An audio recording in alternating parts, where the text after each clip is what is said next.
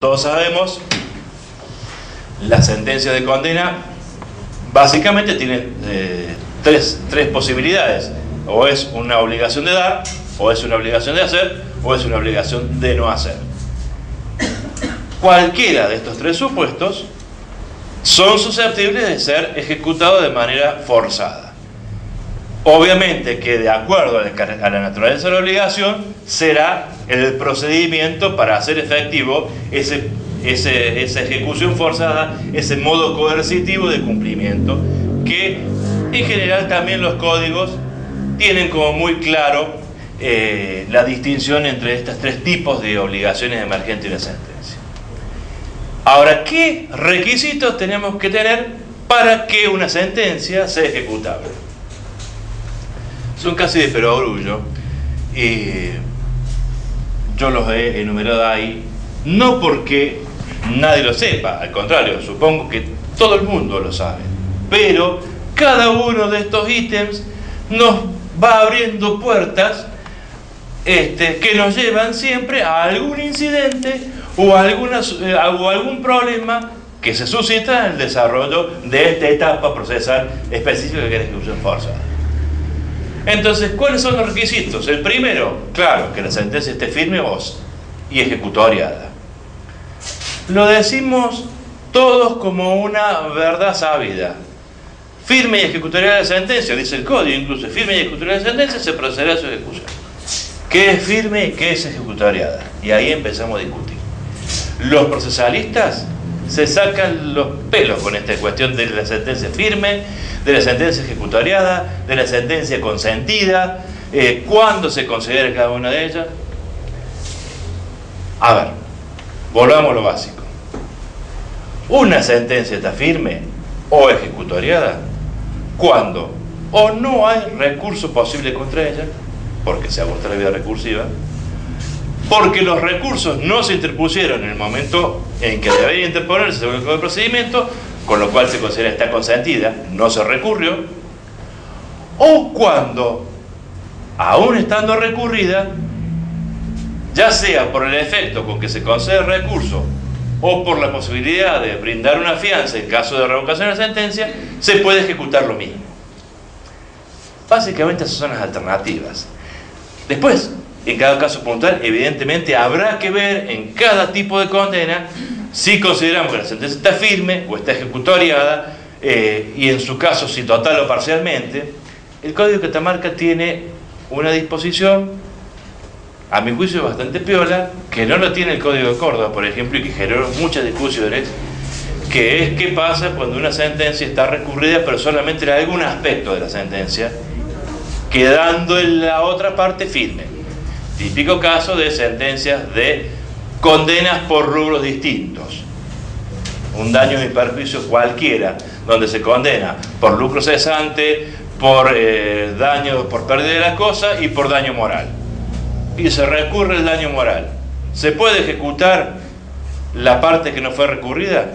En Catamarca expresamente el código dice que sí. En Córdoba no. De hecho, Córdoba habla de que no hay, como nosotros no tenemos el recurso concedido en relación, todos los recursos son concedidos libremente, el mero hecho de interponer un recurso de apelación implica que la sentencia no está firme. Y no se sabe si va a estar firme hasta el momento en que vaya a la Cámara y exprese agravio del recurrente, porque recién ahí voy a saber de qué se está agraviando. En Córdoba, la única obligación de expresar qué se apela y por qué es en caso que se apelen honorarios, porque la ley arancelaria, no el código sino la ley de honorario de Córdoba, establece que el recurso debe interponerse y fundarse dentro de los 5 días en la primera instancia. Entonces ahí sabemos. Pero si no se hiciera así, y de hecho a veces ocurre que el condenado, el perdidoso, apela y en realidad lo único que le interesa apelar es la condena en costas y la regulación de honorarios. Como la jurisprudencia ha entendido que si apela la sentencia no hace falta que funde los honorarios en primera instancia, sino recién en el momento de expresar agravio en la Cámara, entonces ni siquiera así sabemos si lo que apeló son honorarios o no hasta el momento de que funde el recurso. Pero como para eso el expediente ya subió y ya está en la Cámara, no hay posibilidad de ejecutarla porque no está en primera instancia. Con lo cual, la parte que le interesa ejecutar deberá pedirle a la Cámara que devuelva el expediente en primera instancia, que se extraigan las copias pertinentes para la sustanciación del recurso en segunda, únicamente las partes pertinentes, y recién ahí poder ejecutar, lo cual genera un trámite complicado.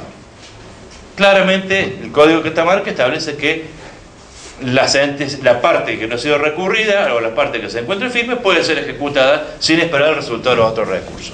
Y eso, insisto, para mí es una ventaja, zanja una discusión y no hay ningún problema.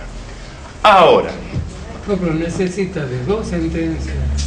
Para poder ejecutar necesita de 2 sentencias que confirmen la condena. No, él cuando plantea el recurso de casación, allí sí puede pedir que si la parte confirmatoria de la sentencia de primera instancia se puede ejecutar. Claro, allí sí. Pero parcialmente, la puede ejecutar, claro, parcialmente, porque si hay 2 condenas firmes respecto de del mismo tema, pero si la Cámara se pronuncia respecto, revisando alguna de las condenas, ya no hay 2 sentencias firmes, ya no hay 2 resoluciones firmes respecto de eso. No, pero ¿qué pasa en el supuesto? Anticipada, que también prevé el Código Procesal local. Claro.